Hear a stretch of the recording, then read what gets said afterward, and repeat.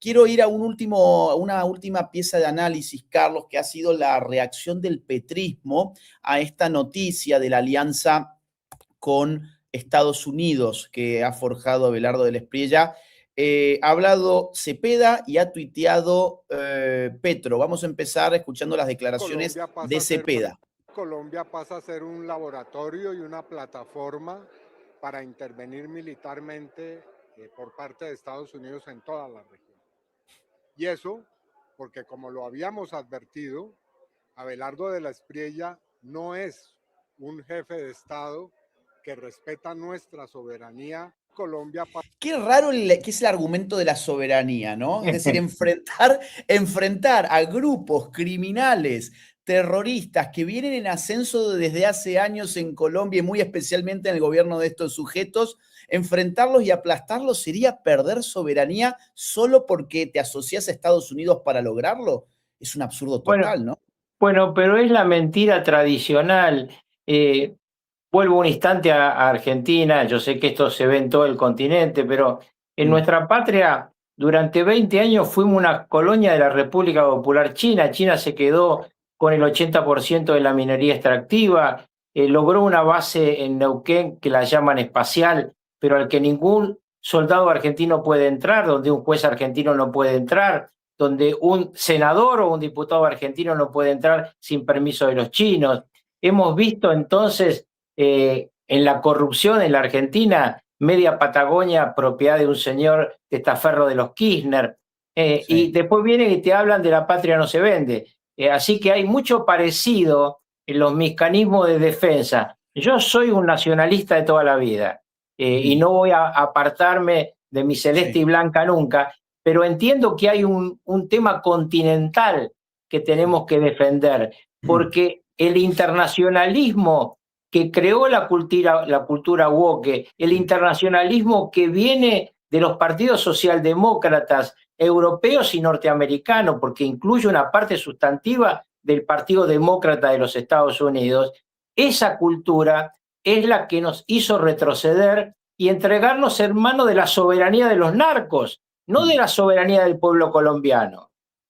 Además, la naturaleza de las estructuras del crimen organizado en el siglo XXI son transnacionales. Total. Por lo tanto, es imposible derrotar al crimen organizado solo combatiéndolo desde una nación.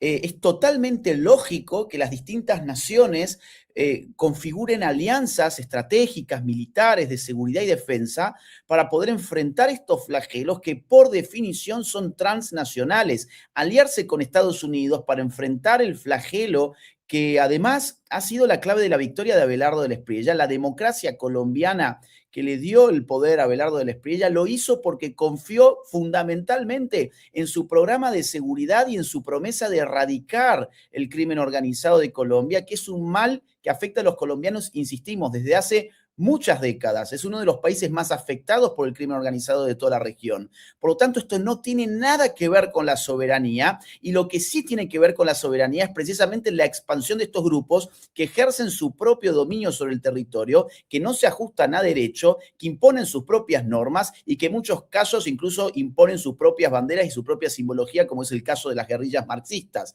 Mirá lo que puso Gustavo Petro, tengo por acá el tuit, porque acusó tanto a Trump como a Abelardo del Espriella de no conocer el problema del narcotráfico, del crimen organizado en Colombia. Dijo así: ni el presidente Donald Trump ni Abelardo saben de la historia de Colombia y al menos de la historia del narcotráfico en Colombia. Por eso pueden repetir la historia, y es que con la excusa del narcotráfico se violan derechos humanos. Y si se violan derechos humanos puede haber revoluciones. La violencia no trae sino más violencia, y los conflictos se pueden solucionar hablando como seres humanos, pero la palabra humanidad está vetada en tiempos de barbarie. Es decir, para Petro, solucionar el problema del narcotráfico en Colombia es una cuestión simplemente de diálogo, de sentarse en una mesa a hablar. Es de una caradurez total. Te doy 3 datos nomás rápido y te paso la palabra, Carlos. Del Clan del Golfo, que es el grupo más peligroso de Colombia al día de hoy, durante los años de Petro, pasó de tener 4.061 integrantes a 10.268, o sea, incrementaron 153% sus recursos humanos. El ELN pasó de 5.851 integrantes a 7.223, y las disidencias de la FARC pasaron de 3.576 a 4.480. Estos datos son de la Fundación Ideas para la Paz, una fundación muy seria que se dedica a estas investigaciones. Es decir, si alguien regaló soberanía colombiana fue Gustavo Petro, y esto lo constata la multiplicación de los grupos armados dentro de Colombia que imponen su propia ley y no se ajustan al derecho colombiano. Mira, a lo que acaba de decir Petro lo podríamos titular como en su momento deliciosamente planteó Andrés Manuel López Obrador su relación con los chapitos. Abrazos y no balazos. Bueno, con abrazos y no balazos, la sociedad mexicana y la sociedad colombiana fue violada por los narcotraficantes. No hay forma de enfrentar el crimen organizado sino con la violencia del poder organizado del Estado y con la ley en la mano, que es lo que está haciendo Del Espriella. Carlos, querido, gracias por el tiempo como siempre y ojalá que nos veamos pronto otra vez para seguir con estos temas. Gracias, hasta siempre. Fuerte abrazo. Bueno, amigos, muchísimas gracias por estar del otro lado. Por favor, a ver, acá nos ponen un meme. A ver, dale. Tenemos un meme. Los colombianos son bien, ¿cómo se dice? Tienen mucha imaginación para los memes contra Petro. A ver, dale. Dale. El ELN.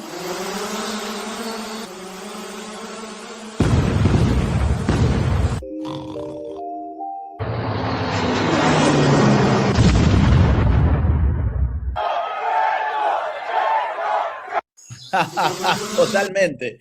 Ese es el relato. Ese es el relato. Si bombardeas a los guerrilleros y a los terroristas, estás asesinando a campesinos, indígenas y población inocente, efectivamente. Pero ¿saben qué? Vuelvo un segundo al tuit de Petro. Dice Petro de que si se violan los derechos humanos, y en realidad lo que él quiere decir es si se ataca a la guerrilla, surgen las revoluciones. Mentira. Mirá lo que es El Salvador, el presidente más popular de todo nuestro continente y quien sacó casi 85% de los votos en las últimas elecciones, se llama Nayib Bukele. Y su pueblo lo ama precisamente por haber reventado a los criminales en su propio país. Eso es lo que hay que hacer en Colombia, eso es lo que hay que hacer en Chile, eso es lo que hay que hacer en Perú, eso es lo que hay que hacer en Argentina, eso es lo que hay que hacer en Ecuador, eso es lo que hay que hacer en Brasil. Ir con toda la fuerza de la ley a abatir a los criminales que no se ajusten a derecho, que no se entreguen a la justicia, lo que está empezando a hacer desde hace una semana precisamente Abelardo Del Espriella. Hay un elemento que debemos agregar antes de cerrar este análisis, porque después de escuchar esta conversación, sería fácil concluir que el gran cambio que comienza en Colombia consiste simplemente en pasar del diálogo a la fuerza. Pero el problema es más complejo, y también mucho más importante. Los datos disponibles sí muestran un deterioro profundo de la seguridad colombiana durante los últimos años. La Fundación Ideas para la Paz estima que los grupos armados ilegales pasaron de aproximadamente 15.000 integrantes a finales de 2022 a casi 29.000 en julio de 2026. Es un crecimiento cercano al 90%. La misma organización advierte además que aumentaron las disputas territoriales y las formas de gobernanza criminal ejercidas por estas estructuras.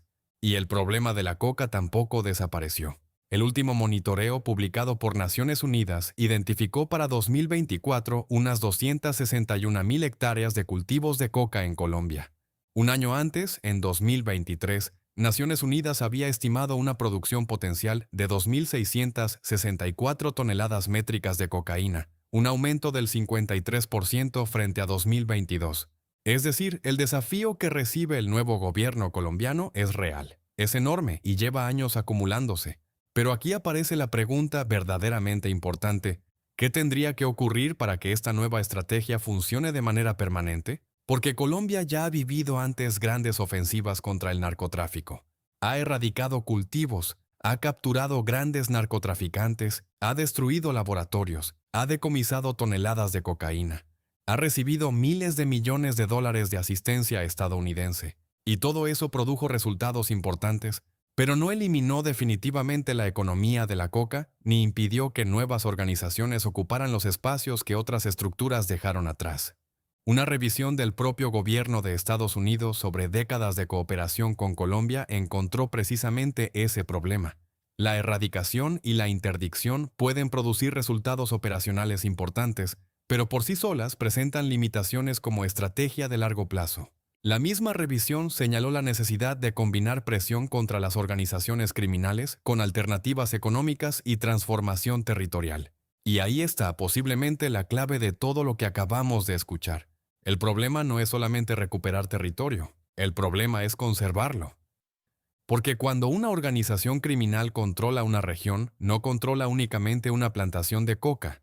Puede controlar rutas, puede controlar economías ilegales, puede cobrar extorsiones, puede reclutar jóvenes, puede intimidar autoridades, puede influir sobre comunidades. Y en algunos lugares puede terminar ejerciendo funciones que debería ejercer exclusivamente el Estado. Por eso eliminar un campamento, abatir a un jefe criminal o destruir un laboratorio puede representar una victoria táctica. Pero todavía no significa que el Estado haya ganado. La victoria estratégica ocurre cuando después de la operación llegan también la policía, la fiscalía, los jueces, las instituciones locales, la infraestructura y una economía legal capaz de sobrevivir sin depender del dinero criminal. Y lo más interesante es que la nueva alianza entre Colombia y Estados Unidos parece reconocer precisamente este problema. El Departamento de Estado estadounidense anunció que trabaja con el Congreso en un paquete de seguridad de $1.000 millones para Colombia. La estrategia contempla fortalecer las fuerzas colombianas, aumentar la interoperabilidad, realizar operaciones coordinadas, ampliar la erradicación y la interdicción, perseguir las finanzas de las organizaciones criminales y recuperar territorios dominados por grupos armados.